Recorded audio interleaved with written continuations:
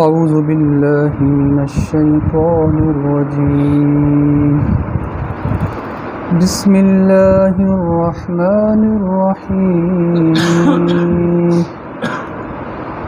وَلَقَدْ صَرَّفْنَا فِي هَذَا الْقُرْآنِ لِلنَّاسِ مِنْ كُلِّ مَثَلٍ وَكَانَ الْإِنسَانُ أَكْثَرَ شَيْءٍ جَدَلًا وَمَا مَنَعَ النَّاسَ أَن يُؤْمِنُوا إِذْ جَاءَهُمُ الْهُدَى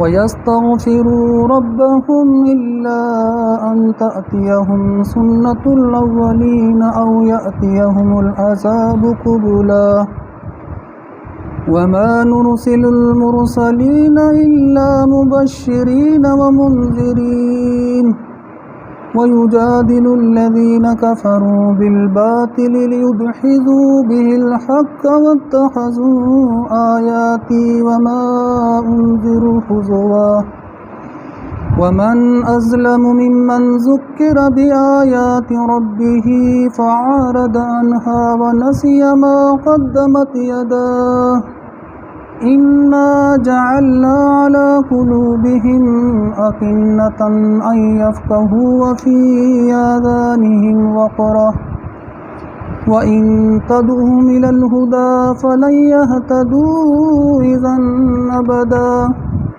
وَرَبُّكَ الْغَفُورُ ذُو الرَّحْمَةِ لَوْ يُؤَاخِذُهُم بِمَا كَسَبُوا لَعَجَّلَ لَهُمُ الْعَذَابَ بل لهم موعد لن يجدوا من دونه موئلا وتلك القرى أهلكناهم لما ظلموا وجعلنا لمهلكهم موئدا صدق الله العظيم رب اشرح لي صدري ويسر لي أمري واحلل عقدة من لساني يفقهوا قولي اللهم أرنا الحق حقا وارزقنا اتباعه وأرنا الباطل باطلا وارزقنا اجتنابه اللهم ألهمنا رشدنا وأعذنا من شرور أنفسنا إن الله وملائكته يصلون على النبي يا أيها الذين آمنوا صلوا عليه وسلموا تسليما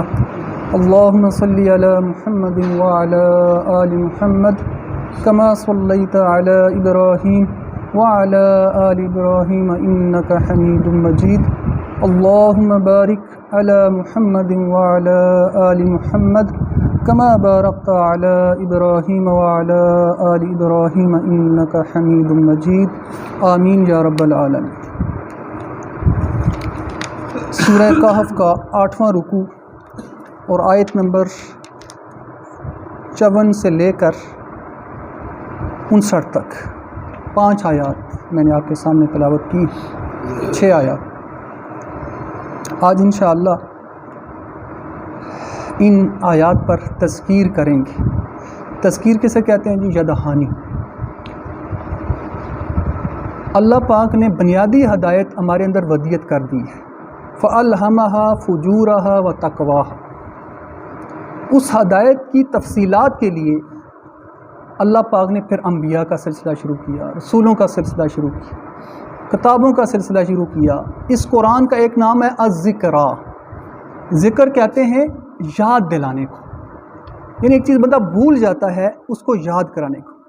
ایک دوست نے مجھے گفٹ دیا تھا 10 سال پہلے، کوئی پین تھا بڑا قیمتی یا جو بھی ہے، وہ میں جب دیکھتا ہوں اپنی الماری میں تو مجھے وہ دوست یاد آ جاتا ہے، 10 سال پرانا، 15 سال پرانا، کہ اس نے مجھے ایک تحفہ دیا تھا۔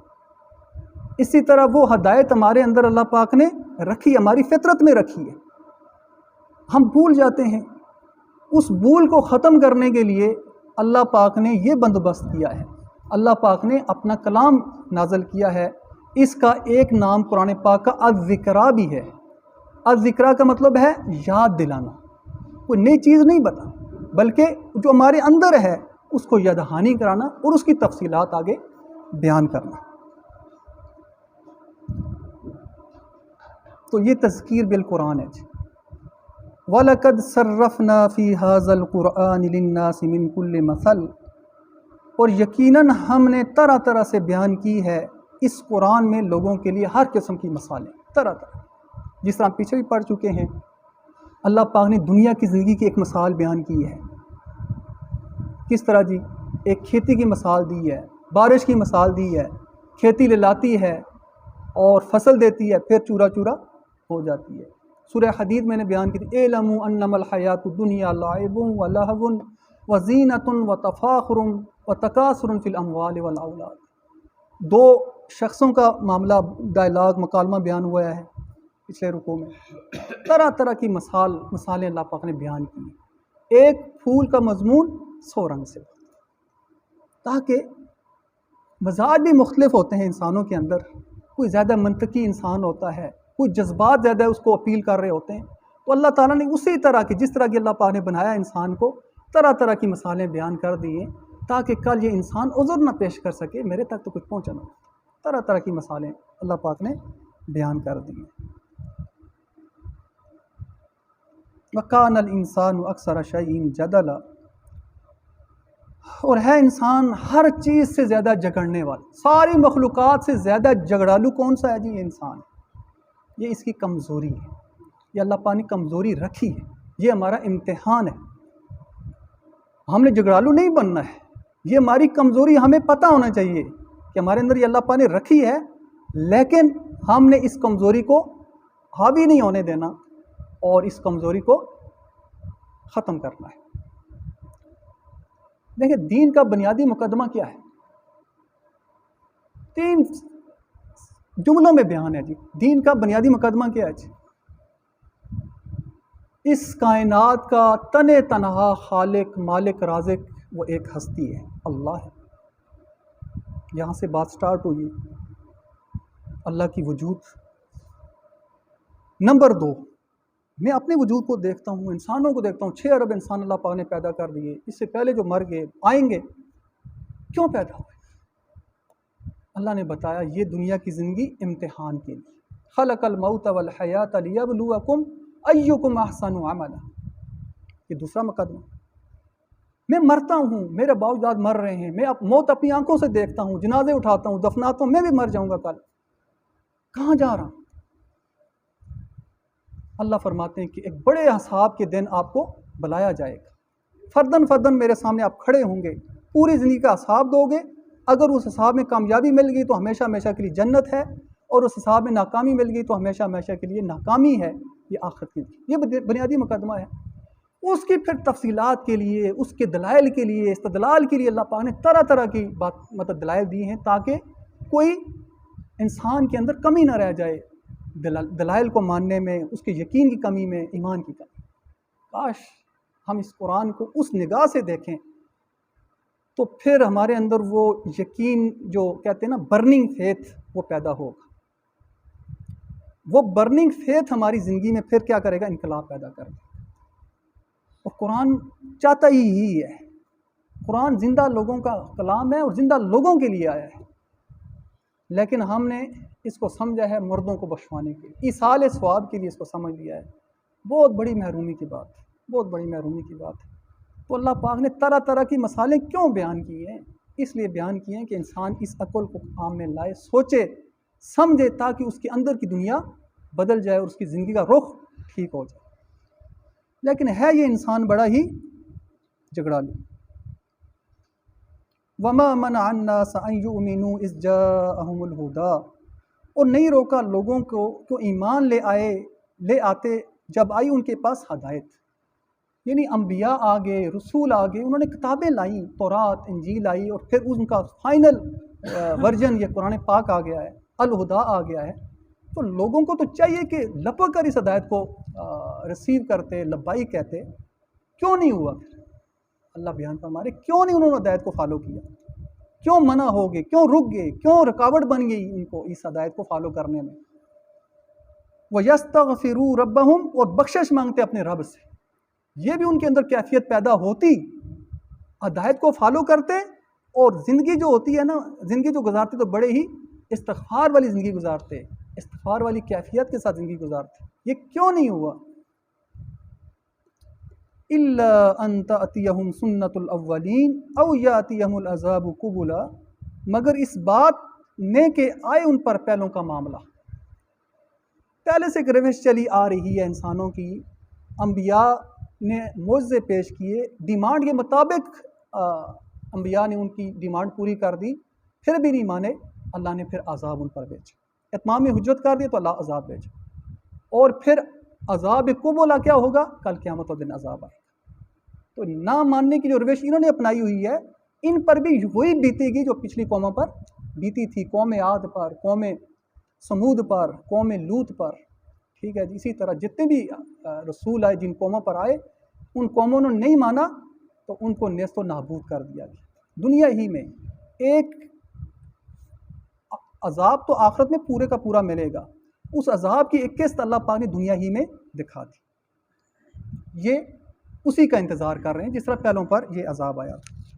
وَمَا نُرْسِلُ الْمُرْسَلِينَ إِلَّا مُبَشِّرِينَ وَمُنذِرِينَ، اور ہم نہیں بھیجتے رسولوں کو مگر خوشخبری دینے والے اور خبردار کرنے والے۔ دو فنکشنز ہیں جی رسولوں کے اور نبیوں کے، انذار کرنا اور بشارت دینا۔ انذار کسے کہتے ہیں؟ جگانا، الارم کرنا، جاگ جاؤ، یہ زندگی آپ کو اللہ پاک نے دی ہے، اس کو بڑے ہی محتاط طریقے سے گزارو اور تقوی کے ساتھ گزارو۔ اور خوشخبری کیا ہے کہ اگر محتاط ہو کر زندگی گزارو گے، تقوی کے صدق کے ساتھ زندگی گزارو گے، اللہ کی فرما برداری میں زندگی گزارو گے تو اللہ پاک اس کے بدلے میں جنت عطا فرمائے گا۔ بشارتیں بھی دی اور ڈرایا بھی، الارم بھی کیا۔ سورہ نساء میں ہم نے پڑھا ہے رسلا مبشرین و منذرین لئلا یکون للناس علی اللہ حجۃ بعد الرسل۔ یہ اللہ پاک نے رسولوں کا فنکشن بیان فرما رہے ہیں کہ رسول کیوں آئے اس دنیا میں، کیوں بھیجا میں نے دنیا میں، کہ وہ انذار کرتے تھے اور خوشخبریاں دیتے تھے، تاکہ لئلا یکون للناس، تاکہ لوگوں کے حق میں نہ رہے۔ لام للناس جو ہوتا ہے وہ حق میں ہوتا ہے، اللہ خلاف ہوتا ہے، تاکہ لوگوں کے پاس کوئی بہانہ نہ بچے اللہ اللہ کے خلاف، بعد الرسل، رسولوں کے بعد بھی کل یہ عذر پیش نہ کر سکیں یا اللہ مجھے تو نہیں پتا تھا، ورنہ اللہ کی عدالت میں باز پرسی کے لیے ہمارے اندر کی ہدایت بھی کافی تھی، یہ نہیں ہے، لیکن اس سے آگے اللہ پاک نے انبیاء اور رسول کا سلسلہ شروع کیا، اس سے آگے پھر اللہ پاک نے کتابیں نازل کی تاکہ بندہ کل میرے سامنے عذر پیش نہ کر سکے کہ یا اللہ مجھے تو نہیں پتا تھا۔ یہ ہے اتمام حجت کے لیے، رسلا مبشرین و منذرین لئلا یکون للناس علی اللہ حجۃ بعد الرسل۔ تو یہ اس رسولوں کا فنکشن تھا۔ رسالت کا سلسلہ بند ہو گیا، ختم ہو گیا، کسی نبی کسی رسول نے اب آنا نہیں۔ وہ کار رسالت، وہ کار نبوت، وہ ذمہ داری اللہ پاک نے اجتماعی طور پر اس امت کے کاندھوں پر ڈال دی۔ ہم صرف ایک کیا ہے بچوں کے باپ نہیں ہیں، صرف کسی فیکٹری کے ملازم نہیں ہیں، کسی اسکول کے استاذ نہیں ہیں، بزنس مین نہیں ہیں، ہم نبی صلی اللہ علیہ وسلم کی امتی ہیں۔ اور جب میں کہتا ہوں میں نبی صلی اللہ علیہ وسلم کا امتی ہوں تو پھر انڈرسٹوڈ ہے، اور میں اگر ختم نبوت اور ختم رسول کو بھی مانتا ہوں پھر انڈرسٹوڈ ہے کہ پھر وہ کام جو نبیوں کا تھا، رسولوں کا تھا، وہ اب یہ ہمارے اوپر اللہ پاک نے اجتماعی طور پر دے دی۔ اس امت کی فضائل اللہ پاک نے بیان کیے پہلی امتوں میں، تو نبیوں نے عرض کی یا اللہ، ان کے اندر یہ حرص پیدا ہوئی یا اللہ وہ امت ہمیں دے دے۔ اللہ نے فرمایا وہ امت آپ کو نہیں ملے گی، وہ میں نے اپنے حبیب کے لیے رکھی۔ پھر فرمایا کہ یا اللہ اس امت میں پیدا کر۔ تو یہ نبیوں کا کیا تھا؟ مانگنا تھا، اس امت کے فضائل ہیں، لیکن جب فضائل ہوتے ہیں تو پھر ذمہ داری بھی ہوتی ہے۔ کنتم خیر امۃ اخرجت للناس تأمرون بالمعروف وتنہون عن المنکر وتؤمنون باللہ۔ تم بہترین امت، اللہ پاک ہمیں بہت بڑا ٹائٹل دے رہے ہیں۔ سابقہ امت مسلمہ بنی اسرائیل کو معزول کر کے اس کی جگہ امت مسلمہ امت محمد کو بٹھا رہے ہیں، اس کو تاج پہنا رہے ہیں امام الناس کا، لیکن ایک بہت بڑی ذمہ داری تھے کر تم خیرہ بہتر امت اخرجت للناس، لوگوں کے لیے نکالے گئے، کیا کرنا ہے؟ تامرون بالمعروف وتنہون عن المنکر، نیکی کا حکم دینا ہے اور برائی سے روکنا ہے، خود بھی رکنا ہے۔ ہم خود بھول چکے ہیں، دوسروں کو کیا دکھائیں گے؟ ہم نے تو پوری دنیا کو روشنی دینی تھی، ہم نے تو دنیا میں یہ قرآن کو پہنچانا تھا، اس قرآن کے پیغام کو پہنچانا تھا، خود بھول گئے، دوسروں کو کیا؟ تو یہ ایسا نہ ہو کہ ہم کہیں گے یہ کافر تو ہمیشہ ہمیشہ کے لیے جہنم میں، کل کافروں کا ہاتھ ہو ہماری گردن ہو، یا اللہ یہ 2.25 ارب مسلمان تھے، انہوں نے پیغام آپ کا صحیح ہم تک نہیں پہنچایا، اور نہیں پہنچ رہا ہے صحیح، ہرگز نہیں صحیح پہنچ رہا ہے، اسلام کی صحیح تصویر ان تک نہیں پہنچ رہی۔ اگر آج مسلمان صحیح تصویر اسلام کی ان تک پہنچائیں، یقین جانیے وہ سارے مسلمان ہو جائیں، نہیں پہنچ رہی ان تک صحیح تصویر، کون ہے پھر اس کا ذمہ دار؟ مسلمان۔ اس کو بھی احساس کرنا ہے، توبہ کرنی ہے، ہمیں اللہ پاک نے کس کام کے لیے پیدا کیا تو ہم کر کے وَمَا نُرْسِلُ الْمُرْسَلِينَ إِلَّا مُبَشِّرِينَ وَمُنذِرِينَ وَيُجَادِلُ الَّذِينَ كَفَرُوا بِالْبَاطِلِ، اور جھگڑا کرتے ہیں وہ لوگ جنہوں نے کفر کیا باطل کے ساتھ، یعنی ان کے پاس کوئی حقیقت نہیں ہے، بے تکی باتیں ہیں، کوئی دلیل نہیں ہے، کوئی حق نہیں ہے، باطل کے ساتھ جھگڑا کرتے ہیں۔ جس طرح ابو لہب جھگڑا کرتا تھا نبی صلی اللہ علیہ وسلم سے، ابو جہل جھگڑا کرتا تھا، اس کے پیچھے کوئی دلیل نہیں تھی، کوئی حق نہیں تھا۔ لِيُدْحِضُوا بِهِ الْحَقَّ، تاکہ وہ پھسلائیں یا کمزور کریں حق کو، وَاتَّخَذُوا آیَاتِي وَمَا أُنذِرُوا هُزُوًا، اور انہوں نے بنا لیا میری آیات کو اور اس کو جو میں نے ان کے حق میں خبردار کی، یعنی جو میں نے ڈراوا ڈرایا ہے یا وعید کی آیتیں سنائی ہیں، اور جو میری آیات ہیں اور جو میری وعیدی آیات ہیں ان کے لیے کیا وہ مذاق بناتے، لے آؤ نا عذاب، کا بغیر عذاب ویسے ہی ڈراتے ہو نبی صلی اللہ علیہ وسلم، لے آؤ عذاب، کہاں ہے عذاب، ہمیں کوئی عذاب کی فکر نہیں ہے، اس طرح کی باتیں یہ مذاق کرتے تھے۔ تو اللہ نے فرمایا ایسی ایٹیٹیوڈ رکھنے والے لوگوں کے لیے کیا فرمایا، وَمَنْ أَظْلَمُ مِمَّنْ ذُكِّرَ بِآيَاتِ رَبِّهِ، اور اس سے بڑھ کر ظالم کون ہوگا جسے نصیحت کی جائے اس کے رب کی آیات کے ذریعے۔ یہ اللہ کی آیات ہیں، اللہ کی نشانیاں، اس کے ذریعے جب اس کو نصیحت کی جائے تو اس کا ایٹیٹیوڈ اگر یہ ہے تو بہت بڑا ظالم ہے۔ فَأَعْرَضَ عَنْهَا، تو اس نے کیا کیا، اعراض کیا، منہ پھیر لیا۔ اللہ اکبر۔ آج امت مسلمہ کے جتنے لوگ ہیں اس قرآن کو ایک دفعہ بھی ترجمے کے ساتھ پڑھا ہے کہ اللہ کا کیا پیغام ہے اس میں؟ روزانہ میرا آدھا پونا گھنٹہ اس کی تلاوت میں لگتا ہے، روزانہ آدھا پونا گھنٹہ میں اس کو فہم کے ساتھ سمجھ کر پڑھنے کی کوشش کرتا ہوں، میں تجوید سیکھنے کی کوشش کرتا ہوں۔ اللہ اکبر، بہت کمی ہے۔ تو ان آیات کے ذریعے جب نصیحت کی جائے تو سب سے بڑا ظالم وہ ہے جو اعراض کرے۔ اس اعراض کرنے کے دو مطلب ہوتے ہیں، ایک تو مانے ہی نہ کہ اللہ کا کلام ہے، اور دوسرا اللہ کا کلام مان کر اس کے حقوق پورے نہ کرے، یہ بھی اعراض ہے۔ آج ہی ہم نے گشت میں نوجوان ساتھیوں سے بات کر رہے تھے کہ اللہ اکبر کی صدا آتی ہے مسجد سے، مؤذن کہتا ہے، ہماری زبانوں سے بھی اللہ اکبر کہتا، کوئی بھی نہیں کہتا اللہ اصغر، اللہ چھوٹا ہے، ہم کوئی اس طرح کہے تو ہم کہیں گے یہ تو پتہ نہیں دائرہ اسلام سے نکل گیا، لیکن عملی طور پر ہمارا جسم یہ ثبوت دے رہا ہوتا ہے کہ اللہ چھوٹے ہیں، میرا کام بڑا ہے۔ اگر گراؤنڈ میں ایک کھیل جاری ہے، اٹس مین کہ اللہ چھوٹے ہیں اور میرا یہ کھیل بڑا ہے۔ دکان بند نہیں ہو رہی تو میں نے دکان کو بڑا سمجھا ہے، میرا دفتر بند نہیں ہو رہا، میری مصروفیات ختم نہیں ہو رہی، اللہ کو حکم نہیں پورا ہو رہا، تو یہی نکلتا ہے نا میں نے اللہ کو چھوٹا کر دیا، زبان سے کہوں یا نہ کہوں۔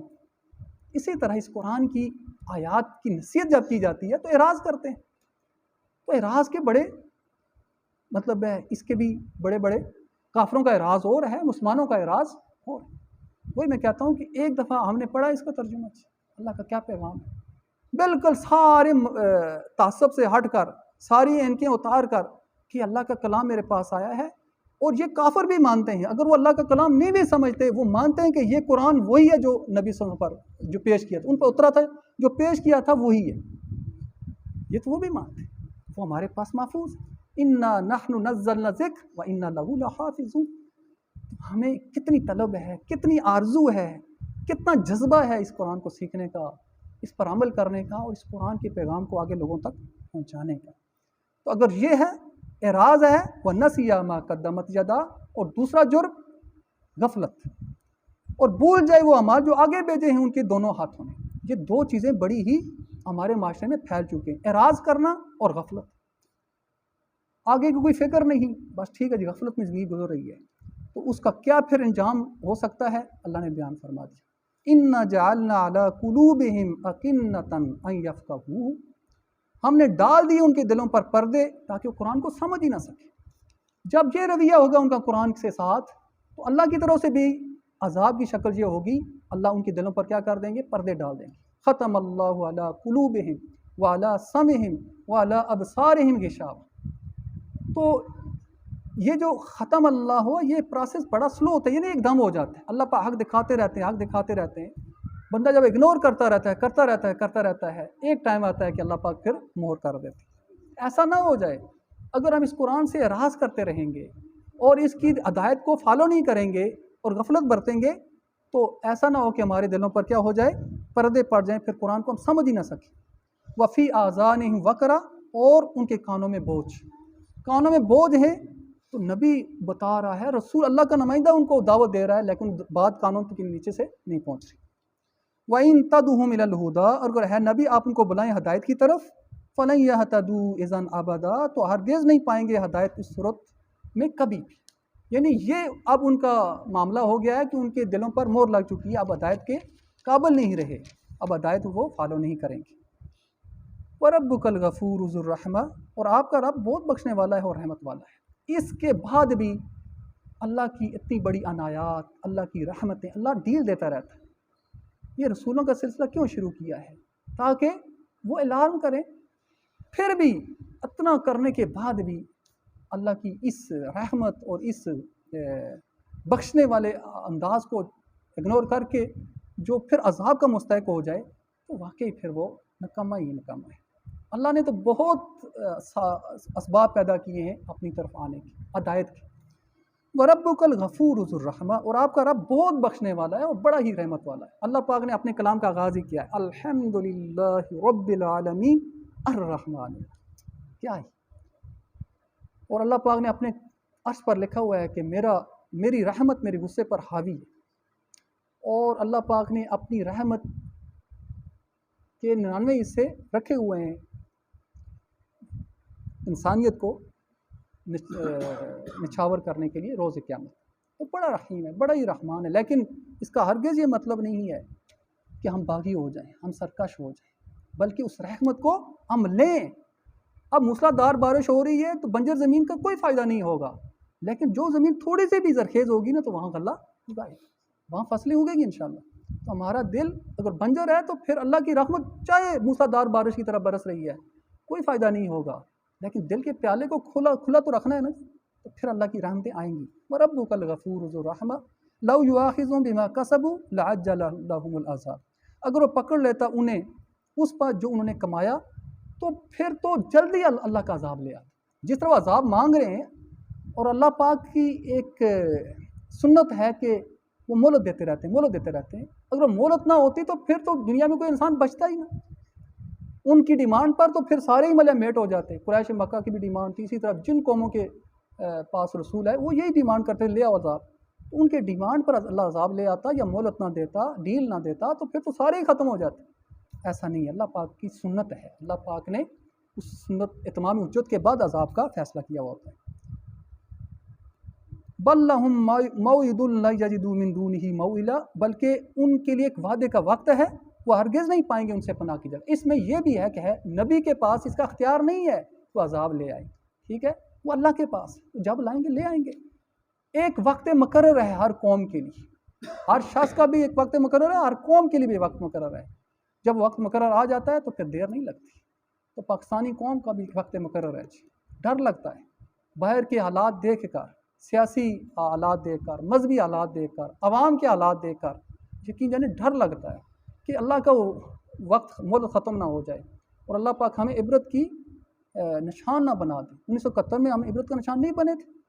1947 میں ہمیں اللہ پاک نے ملک دیا اور ہم نے اس ملک کی قدر نہیں کی، اس نظریے کو پس پوش ڈالا. اللہ پاک نے ایک برچہ مارا ہم پر، ملک علیحدہ ہو گیا اور ہمارے 90,000 فوجی دشمن کی قید میں چلے گی. کتنا کچھ ہوا. اب دوسرا تیار ہے اگر ہم نے نہ سمجھ، یہ بالکل تیار. دیکھنے والے دیکھ رہے ہیں، حالات دیکھیں نا باہر، نظر تو یہ یار خیر ختم ہوتی چلی جا رہی ہے بالکل، اور شر غالب ہوتا چلا جا رہا ہے.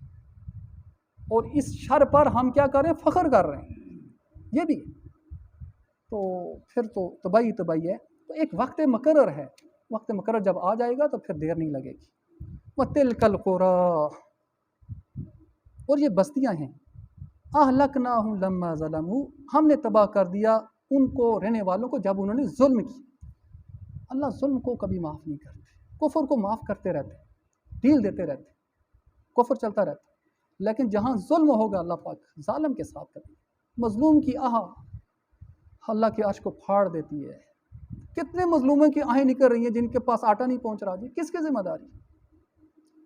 اللہ اکبر، کس کی ذمہ داری؟ ریاست کی ذمہ داری ہے نا، تو اپنی ذمہ داری بھولی ہوئی ہے، تو آئیں نہیں پہنچے گی ان کو۔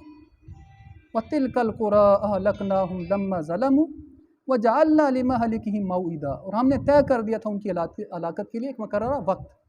یہ قریش مکہ یہ تاریخی شہادت ہے، یہ جاتے تھے مدین کی طرف، قوم سمود اور قوم لوط اور قوم سبا کے اجڑے ہوئے ویرانے ان کو نظر آتے تھے۔ اللہ فرماتے ہیں کہ ان اجڑے ہوئے ویرانوں کو دیکھو اور عبرت پکڑو، جس طرح ان پر عذاب آیا ہے قریش مکہ، تم پر بھی ایسا عذاب آیا، اور آیا، ایک فرق کے ساتھ آیا۔ جب رسول کسی قوم پر اتمام حجت کر دیتا ہے تو اللہ کا عذاب اس قوم پر آ جاتا ہے، اللہ زلزلہ بھیج دیتا ہے، طوفان بھیج دیتا ہے، فرشتے کی چیخ آ جاتی ہے، عذاب کی مختلف شکلیں۔ لیکن دوسری شکل یہ ہے کہ کسی رسول کو ساتھی مل گئی، ایک حزب اللہ بن گئی، ان کو ساتھی مل گئے، پھر ہجرت کی جگہ بھی مل گئی، سر نبی صلی اللہ علیہ وسلم نے مدینہ تو نبی میں چلے گئے، وہاں ان کو ایک دار المسکن مل گیا، اور صحابہ کرام بھی مل گئے۔ پھر اللہ کا قانون ہے کہ ان کے ذریعے پھر اللہ پاک عذاب دیں گے۔ تو یہ جو قریش مکہ پر عذاب آیا، یہ دوسری صورت میں آیا، یعنی نبی صلی اللہ علیہ وسلم کے ذریعے اور صحابہ کرام کے ذریعے۔ پہلی قسط بدر میں، پھر عہد میں، پھر فتح مکہ کے دن 4 مہینے کی مہلت، اور پھر ہمیشہ ہمیشہ کے لیے ان کے لیے قتل عام اس دور۔ تو اللہ فرماتے ہیں کہ ان بستیوں پر گزرتے ہو روز، عبرت نہیں حاصل کرتے، قوم عاد پر، قوم سمود پر، مدین پر، تو عبرت حاصل کریں اور اپنی روش، اپنا طریقہ کار اللہ سے صلح کر لیں، اسی طرح کا عذاب آپ پر بھی آ جائے، لیکن نہیں مانیں، عذاب آ گیا۔ بدر میں سارے سرداران قریش مارے گئے، بڑے بڑے، پہلی قسط۔ یہ تمام حجت کے بعد پھر اللہ ڈیل نہیں دیتے، وہ جو کہتے تھے نا عذاب، لاؤ عذاب، اس کی قسط اللہ پاک دنیا میں دکھا دیتے۔ اور یہ اللہ پاک نے اپنی وجود کے بارے میں بھی یہ دلیل دی ہے کہ تم عذاب مانگتے تھے، میں نے عذاب دے دی۔ یہ تھا جی رکوع نمبر 8۔ اس کے بعد واقعہ شروع ہوگا حضرت موسیٰ علیہ السلام کا، خضر علیہ السلام، 2 رکوعوں میں وہ واقعہ ہے، بڑا ہی اس کے اندر بھی بڑی ہدایات موجود ہیں۔ انشاءاللہ اگلی نشست میں وہ پہلا رکوع کو بیان کریں گے۔ اللہ پاک سے دعا ہے کہ اللہ پاک صحیح معنوں میں اس قرآن کی ہدایت کو سمجھنے کی، اس پر عمل کرنے کی، اس کو دوسرے لوگوں تک پہنچانے کی توفیق نصیب فرمائے۔ یہ قرآن کی اگر ہم نے تھوڑی سی بھی قدر کر لی تو اللہ ضرور ہمیں نوازے گا۔